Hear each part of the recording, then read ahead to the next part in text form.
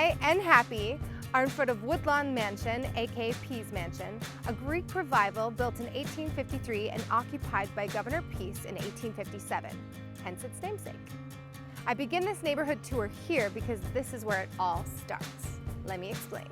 Imagine back to a time where there were no paved streets, just dirt roads, no street lights, no automobiles, just horse and buggy. This mansion stood on 350 acres with nothing but land surrounding it for as far as the eye could see. In the early 20th century, the heirs to the estate formed a realty company and divided the land into parcels to be sold to the public.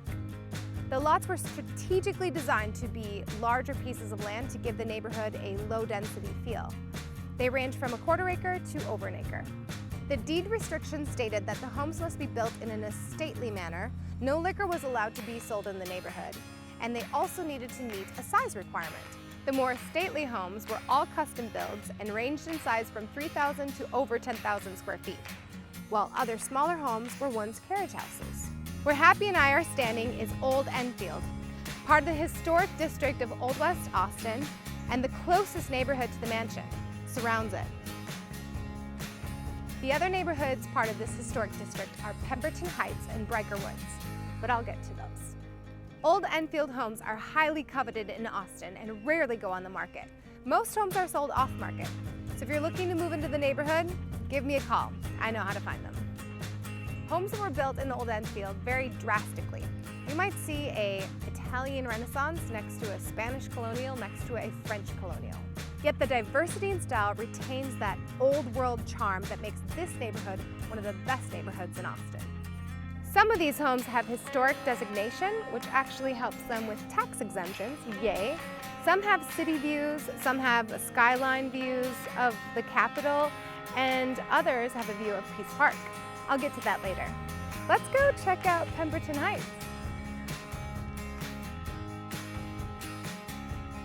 This area is a lot like Old Enfield, but Pemberton Heights is where old world charm meets modern.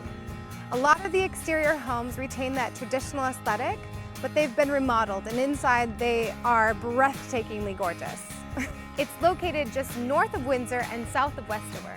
This neighborhood may not have a mansion, but it has a park. Let's head over to Bryker Woods, the last neighborhood. Bryker Woods, just north of Pemberton Heights.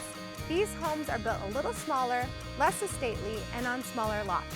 But make no mistake, they are just as charming and old-worldly. It's also much more affordable than Pemberton Heights or Old Enfield. The best part about Bryker Woods is the walkability. It is in walking distance to almost anything you could possibly want. Throughout all of these neighborhoods, the prices vary, ranging between $500,000, including condos, upwards to $3 million. But you'll love the historic architecture and all of the green landscapes. Right, Happy? Besides all of this, what makes this area extra special is that its eastern border is Pease Park. Let's go check it out. Welcome to Pease Park. This place reminds me of New York City's Central Park because it's so long. Spanning over 84 acres, it starts at Enfield and ends on 32nd Street.